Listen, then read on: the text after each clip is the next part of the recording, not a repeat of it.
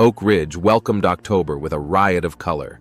The maple trees along Main Street turned purple and the sidewalks were covered with a golden carpet of fallen leaves. On days like this, the Caldwell Mansion, perched on a hill in the historic part of town, seemed like part of a painting. The Victorian mansion, built by Merritt's great-grandfather, towered over the town like a silent guardian of family tradition. Merritt Caldwell considered himself lucky.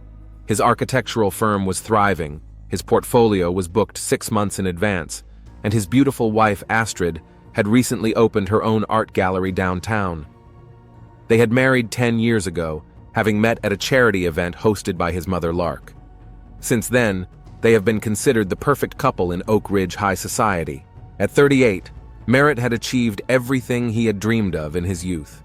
His office occupied 3 floors in a modern glass and concrete building, a building he had designed himself 5 years earlier. That project earned him a National Architecture Award and finally cemented his reputation as one of the most promising architects in the southeastern United States. In the mornings, Merritt loved to watch Astrid get ready for the gallery. She moved through the house like a dancer, fluid and graceful. Her blonde hair, gathered in a casual bun, always looked impeccable, and her eyes were the color of stormy skies, and her determination was evident in her eyes. Astrid had impeccable taste, and her gallery quickly became popular with local art lovers. Their breakfasts together were a ritual: freshly brewed coffee, croissants from the French bakery on the corner, the morning papers. Astrid would talk about upcoming exhibitions. Merritt would share plans to expand the office. They weren't just spouses. They were partners, supporting each other in every endeavor. That morning, when Sage Everton came into Merritt's life, there was no sign of change. He was reviewing a portfolio of candidates for the position of lead designer when his assistant placed another folder on his desk. The photos of the interiors were strikingly bold, and the cover letter showed the author's confidence in his abilities. Sage entered his office at exactly the appointed time. She was the epitome of contrast. Her shoulder-length coal-black hair emphasized the pallor of her skin. Her dark green, slim-fitting dress was perfect. But the main thing was her eyes. Amber, with golden sparks, they seemed to look into her soul. The interview dragged on for 2 hours. Merritt couldn't help but notice Sage's sharp mind, her professionalism, and the special energy that filled the space around her. They discussed current trends in architecture, argued about the functionality of spaces, and the role of color in interiors. Sage defended her point of view passionately, but reasoned, and that was the payoff. The very next day, Sage started her work. Her arrival in the office did not go unnoticed. She brought a fresh stream to the established team. Her ideas were revolutionary, and her approach to work was meticulous to the last detail. Sage quickly won the respect of her colleagues, but she kept a little aloof, as if deliberately building an invisible wall around herself. The first joint project, the reconstruction of the historic theater building, was a test of their professional compatibility. They could spend hours discussing the details of the restoration, forgetting about time. Sage brought an element of unpredictability to Merritt's classic solutions, which made the projects more lively and modern. On one such evening, after sitting over the drawings until midnight, they had their first conversation that went beyond their working relationship. Sage talked about her childhood in Seattle, her artist parents, and how architecture became her passion. Merritt shared stories about his formation in the profession and the difficulties of his early years. Between them, they developed that special understanding that requires no words. Astrid, immersed in the development of the gallery, did not notice the changes in her husband's behavior at first. She was preparing to open an exhibition of young artists and spent more time in the gallery than at home. Her gallery quickly became the center of cultural life of the city. Each opening of a new exhibition turned into an event that was the talk of the town. Lark Caldwell, the recognized head of the family after the death of her husband, watched carefully. She had always been proud of her only son and dreamed of grandchildren, whom Merritt and Astrid kept putting off until the right time. In her 65, Lark retained her sharp mind and intuition, and her weekly family lunches were an unspoken law for all the Caldwells. It was at one of these lunches that Lark first noticed how her son had changed. He had become absent-minded, checking his cell phone frequently, and his stories about work increasingly included references to a talented new designer. A mother's heart felt uneasy, but Lark decided not to intervene for the time being. By the end of October, the theater project was almost complete. Working on it had brought Merritt and Sage so close that their gazes lingered on each other longer than necessary, and occasional touches gave them goosebumps. Merritt began to notice the little things: the way she tucked a strand of hair behind her ear when she was concentrating, the way she tapped her pencil on her desk as she considered a decision, the way her perfume smelled tart and mysterious. For the first time in their long years of marriage, Merritt began making excuses to stay late at work. He canceled several family dinners, citing urgent client meetings. Astrid, busy preparing for a major contemporary art exhibition, didn't seem to care much about it. He didn't yet know that this October would be the last month of his perfect life. That very soon, his world would be turned upside down, and the Caldwell family's prosperous facade would be cracked beyond concealment. In the meantime, Oak Ridge's golden autumn continued its leisurely march, hiding the emerging drama beneath the bright cover of leaves. November in Oak Ridge was unusually warm. The scent of fallen leaves still lingered in the air, but in the mornings the breath of approaching winter could be felt. More and more often he found himself staring out the window of his office, watching Sage get out of the cab at the entrance to the office building every morning. The first kiss had been spontaneous. They'd stayed up late discussing the latest revisions to the theater project. Sage reached for a folder of blueprints. Their hands accidentally touched, and something clicked inside. Merritt didn't remember who had made the first move. He only remembered her amber eyes very close and the taste of coffee on his lips. After that evening, their life became a complicated chess game. Short meetings at the coffee shop around the corner, supposedly casual touches during meetings, long glances furtively. They tried to be discreet, but the passion between them grew stronger and stronger. Sage rented a small apartment in an older section of town, and soon it became their secret hideaway. Astrid was immersed in preparations for a major contemporary art exhibition, which was to be the highlight of the season. She was less and less at home in the evenings, often leaving for neighboring towns to meet with artists and collectors. Their breakfasts together had become a rare formality. Each hurried off to his own business, exchanging only brief phrases. On one such frosty November evening, Astrid unexpectedly returned home earlier than usual to find the house empty. Merritt's phone was unavailable, and the bureau told her he had left for a meeting with contractors. Something in the secretary's voice made her wary. For the first time in a long time, she noticed how their home had changed. The photos of them together were gone from the bedside table. Half of Merritt's clothes closet was empty, and there was only one set of towels in the bathroom. Lark Caldwell couldn't help but notice the changes in her son's family. At the traditional Sunday lunches, Merritt appeared alone more and more often, explaining Astrid's absence by her busyness at the gallery.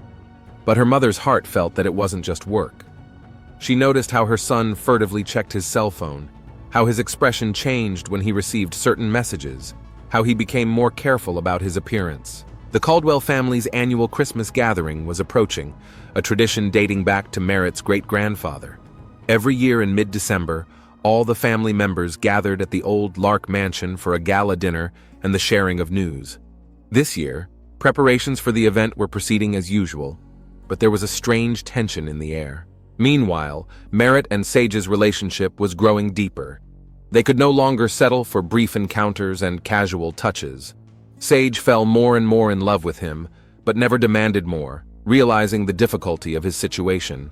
She was willing to settle for the little time he could give her. At the office, their relationship remained impeccably professional, but colleagues began to notice a special chemistry between them. Their projects together were invariably brilliant, but the atmosphere during their discussions was becoming increasingly electrifying. Some of the staff had already started whispering in corners, but no one dared to openly discuss what was going on. Astrid was not blind. She noticed changes in her husband's behavior, his constant busyness, his late returns home. Once, looking through their joint bank account, she discovered a series of strange transactions: expensive restaurants, a jewelry store, hotel reservations in a nearby city. All of these occurred on days when Merritt was supposedly in business meetings. In early December, Astrid decided to make a surprise visit to her husband's bureau. She chose a time after hours, knowing Merritt's habit of staying late. The guard at the entrance let her in without question. Everyone in the building knew the boss's wife. Taking the elevator, she couldn't stop the trembling in her hands. The office greeted her with dim lights and silence. Most of the employees had already gone home, only a few offices had lights on. As she passed the conference room, Astrid heard muffled voices and laughter, a woman's laughter. She froze in place, unable to take a step further. At that moment, Merritt's office door opened, and a tall brunette in an elegant black dress stepped out. Merritt appeared next, adjusting his tie. They didn't notice Astrid standing in the shadows. She saw her husband gently touch the stranger's hand and smile a special, intimate smile. Astrid silently left the building, feeling the ground go from under her feet. At home, she pulled out an old box of photos of their wedding, trying to figure out at what point everything had gone wrong. In the pictures they had been so happy, so in love. Where had that passion, that tenderness between them gone? The family reunion was a week away. Lark had already sent out the invitations, made the menu, decorated the house with Christmas lights. She didn't know that her impeccably organized party would be the place where family secrets would come out, and the lives of everyone present would be changed forever. In the meantime, Merritt continued to live a double life, torn between duty and passion, between past and present. He had no idea that his carefully constructed house of cards was about to collapse, burying everyone he cared about under the rubble. The Caldwell mansion glowed with holiday lights reflected in the snow-covered windows. It was a frosty December evening, and guests were hurrying to take shelter in the warmth of the spacious hall. Lark greeted each of them personally, dressed in an elegant navy blue gown in the family pearls, a staple of family gatherings. Merritt was one of the first to arrive, helping his mother with the last preparations. Astrid had not answered the phone all day. For the past week, she had been unusually quiet and aloof, hardly ever at home. He put it down to her being busy preparing for the opening of a new exhibition. By 7 o'clock, the living room was filled with guests, cousins with their families, distant relatives, close family friends, about 30 people in all. There was soft music, waiters served champagne, and logs crackled in the fireplace. Lark watched her impeccably organized evening with pride, glancing at her son from time to time. Astrid was the last to arrive when everyone had already gathered for the table. She looked stunning in a scarlet dress that emphasized her slender figure. But there was something in her gaze that made Lark wary, the kind of eyes one would look at when one was ready to do something desperate. The first part of the dinner was traditional. Toasts to the health of the older members of the family, discussion of the successes of the younger ones, plans for the coming year. Merritt sat across from Astrid, avoiding to meet her gaze. She, on the other hand, kept her eyes on him, sipping her wine slowly. When dessert was served, Astrid suddenly rose from her seat. She held an envelope in her hand. There was silence. Traditionally, speeches were made at the end of the evening, after the brandy had been served in the library. "Dear family," her voice sounded unnaturally calm, "I would like to share a story with you, a story about betrayal." She pulled photographs from an envelope and began to slowly lay them out on the table. Snapshots of Merritt and a young brunette in a restaurant, at the hotel entrance, in the park where they were kissing, thinking no one could see them. "I hired a private investigator a month ago," Astrid continued. "I wanted to be sure before I destroyed our perfect facade. My husband has been leading a double life for 3 months now." Lark sat motionless, clutching her napkin tightly. Her face remained impassive, but a dangerous gleam appeared in her eyes. Merritt jumped up from his seat. "Astrid, stop this at once. Let's talk in private." "In private?" She laughed bitterly. "No, darling. Do you like family traditions? So I've decided to make our divorce a family event." The guests began to quietly leave the dining room. Some tried to pretend not to notice the unfolding drama. Others were openly enjoying the scandal. Merritt ran out of the dining room, slamming the door. Astrid continued to speak, now addressing the empty table and Lark, who was still sitting at the head of the table. She told everything: the surveillance, the love notes she'd found, the bills from restaurants and hotels. By 11 p.m., the house was empty. Lark went up to her room, citing a headache. Astrid spent an hour in the living room trying to gather her thoughts. At 1:30, she decided to find Merritt. They needed to discuss the details of the divorce. She found him in the library. Merritt was lying by his father's desk, blood oozing from a wound on his chest. An antique revolver lay nearby, the same one that had been kept in the late head of the family's study for years. Astrid's scream woke the whole house. When the police arrived at the Caldwell mansion, Lark was still in her room. She never came downstairs, refusing to speak to anyone. The Caldwell family's perfect life had finally become a shambles, and now it was up to the detectives to figure out who had decided to add murder to the list of family sins. Detective Reed Thornton arrived on the scene at 2 a.m. Police cars with blinkers painted the snow around the mansion in red and blue colors. Forensics officers were already working in the library where Merritt Caldwell's body had been found. Thornton immediately noticed the antique revolver. The weapon was obviously kept in perfect condition, no dust or signs of long storage. The initials GK were visible on the grip, probably the victim's father. The medical examiner tentatively set the time of death between 11 and 12 o'clock in the evening. Single gunshot to the chest, close range. The bullet went through and through. Where are the witnesses? Thornton turned to the first officer who arrived on the scene. The widow, Mrs. Astrid Caldwell, is in the living room under the care of Officer Parker. The mother of the deceased, Mrs. Lark Caldwell, has locked herself in her room on the second floor, refuses to come out. We had to call in a psychologist. Thornton began by examining the crime scene. The library was a large room with high ceilings and walls completely covered with bookcases. A massive mahogany desk stood by the window. A body was found on the floor near it. The detective noticed several details. First, there was an untouched glass of brandy on the desk. Second, one of the desk drawers was slightly open. Thirdly, there were traces of ashes on the rug by the fireplace. Someone had obviously burned some papers. Astrid was the first to be questioned. She sat in the living room, still in her scarlet dress, now wrinkled and splattered with her husband's blood. Tell us what happened tonight. Thornton opened a notebook. Astrid detailed the events of the family dinner, her exposure of her husband's infidelity, the scandal, told how she'd found the body when she'd come to talk about the divorce. Where were you between 11 and 12? In the living room, sitting there trying to calm down. You can ask the maid, she was bringing me water. Thornton noted it in his notebook.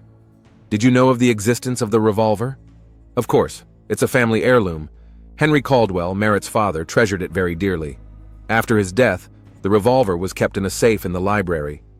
Who knew the combination to the safe? Merritt and Lark for sure, probably someone else in the family. By 5 a.m, the forensics team had finished their work in the library. They found partially burned documents in the fireplace, some letters, but the text was impossible to recover.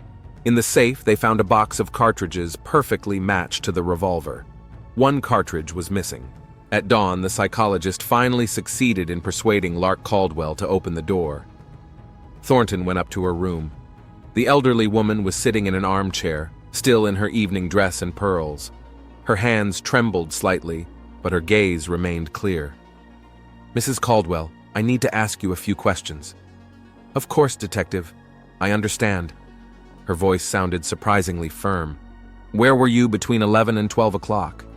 In my room. I took a sleeping pill and went to bed. That scandal. I couldn't bear it. Did you hear a gunshot? No, the sleeping pills are very strong. I only woke up when I heard Astrid screaming. Thornton noticed there were no medications on the dressing table. May I see that sleeping pill? I took the last pill. I threw the package away. During the day, all the servants were interviewed. The maid confirmed Astrid's alibi. The butler said he saw Lark go up to her room around 11 o'clock. The gardener, who lived in the annex, had heard some noise from the library shortly before the shot, but had paid no attention to it. By evening, Thornton had compiled a tentative list of suspects.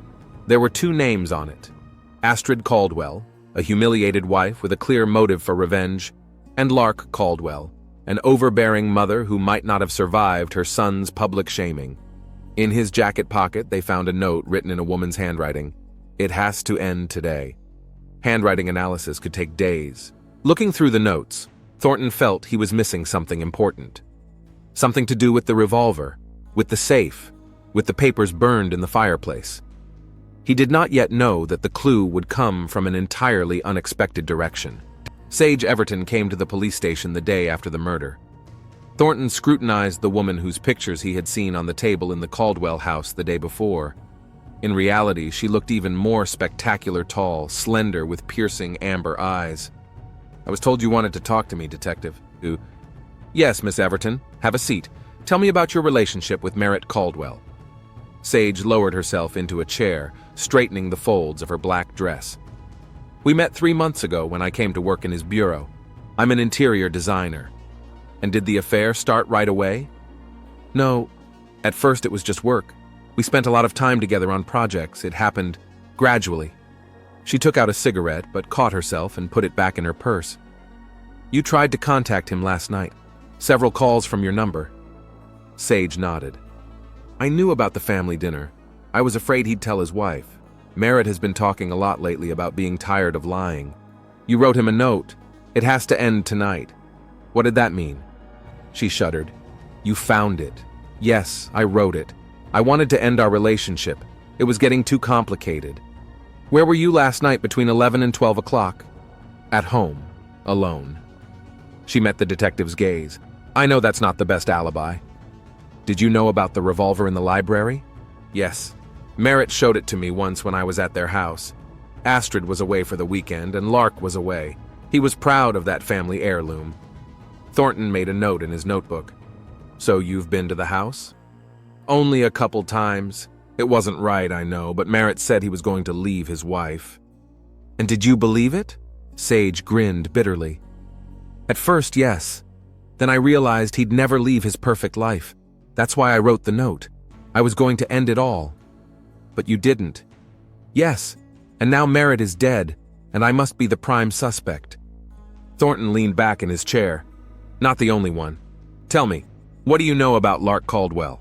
"She used to scare me, even when we didn't know each other.